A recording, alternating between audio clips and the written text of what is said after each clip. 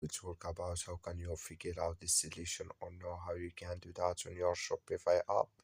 All you have to do, you just go down, click on this sign down here. So when you click on it, it's going to show for you a list like this. Then all you have to do now, you just click here on settings.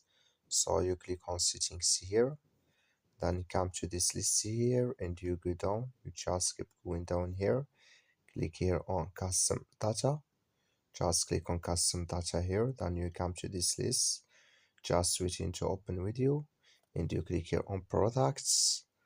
So when you click on products, it's going to take you to this list here, and you come here to add here in your filter fields to broadcast, sorry, broadcast, and you click on it here to your product here, and you just here add your name, and here name space here and k, then here description, and here you select type, then here options if you want to add here accesses or not.